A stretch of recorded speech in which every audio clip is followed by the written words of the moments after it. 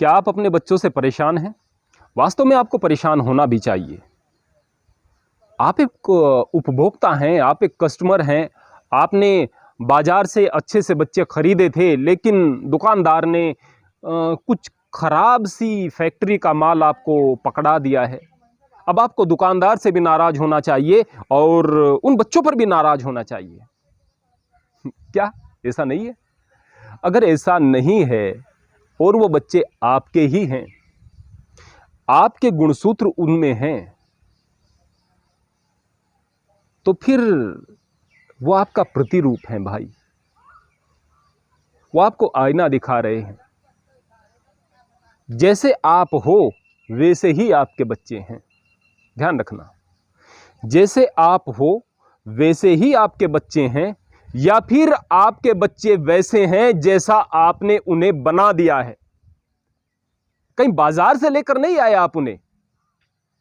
उनके अंदर आप ही हैं, आपकी आदतें, आपकी सोच, आपका व्यवहार और वो चीजें जो आपने वहां पर सिखाई हैं उन्हें। आपने वो परिस्थिति क्रिएट की है जिसकी वजह से वो सारी की सारी चीजें उनके अंदर आई हैं जो कि आपको पसंद नहीं है। अब आप आईना देखने से डर रहे हैं। अपनी शक्ल को खराब आपने किया है, खुद आपने किया है। देखिएगा जरा अपनी ओर। वो बच्चे आईना दिखा रहे हैं आपको, इसके अलावा कुछ और नहीं है।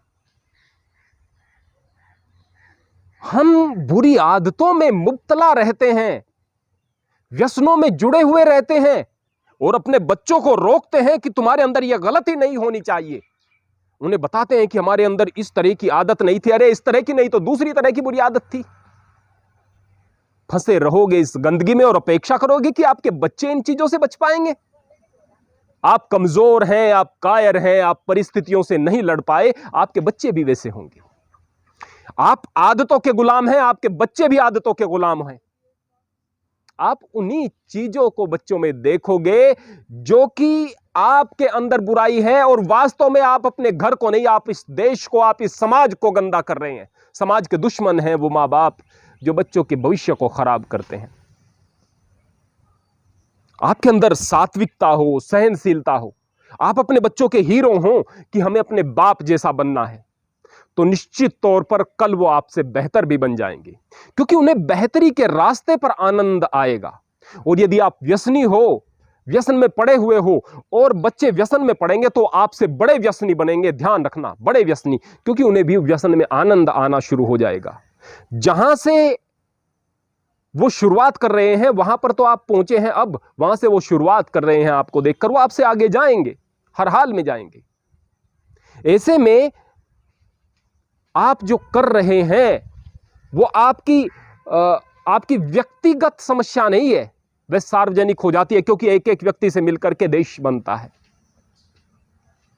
हमारे बच्चे हमारे भविष्य हैं। यदि आप लोगों को इस बात को समझना है तो अहंकार को छोड़िएगा।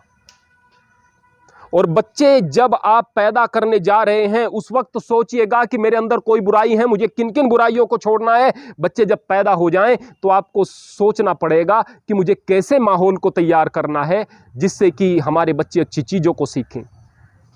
उदाहरण देते हैं आप कि हिरण्यकश्यप के यहां पर प्रहलाद पैदा हो जाते हैं और अग्रसेन के यहां पर कंस पैदा हो जाते हैं। इस तरह के अपवाद के उदाहरण देते रहोगे तो कुतर्कों से अपने आप को ढकने की कोशिश करोगे। जिन लोगों ने बरगद का पेड़, गांव में बड़ का पेड़ कहते हैं, उसको वट वृक्ष कहते हैं, उसके ऊपर कुछ थोड़ी सी मिट्टी जमा हो जाती है, धूल की वजह से पानी पड़ जाता है, उस पर किसी फलदार वृक्ष का बीज अगर गिर गया तो वो पौधा वहां पर अंकुरित हो जाता है, पेड़ बन जाता है। हमने देखा है बरगद के ऊपर जामुन का पेड़ उगा हुआ और उस पर जामुन भी लगी हुई। बरगद के पेड़ पर जामुन नहीं लगती, लेकिन हमने लगी हुई देखी है, और लोगों ने भी देखी होंगी, पेड़ के ऊपर पेड़ उगे हुए देखे होंगे। यह भी देखा होगा कि बरगद के ऊपर नीम भी उग जाया करता है।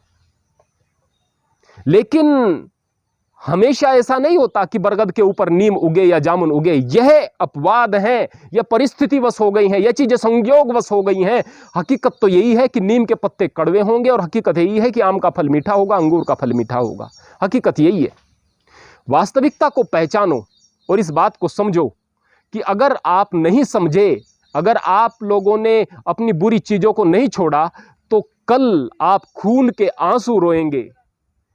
आपके बच्चे बिगड़ेंगे और आप कहेंगे कि हमारे बच्चों ने हमारा भविष्य खराब कर दिया। हकीकत की बात यह है कि तुमने खुद ने अपना भविष्य खराब किया है और अपने बच्चों का भी और आने वाले अपनी पीढ़ियों का भी और इस देश का भी और इस समाज का भी। आप इतने बड़े गुनहगार हैं कि आपके गुनाह को माफ नहीं किया जा सकता। पढ़ाई लिखाई वो नहीं जो आप विद्यालय में जाकर के पढ़ते हैं।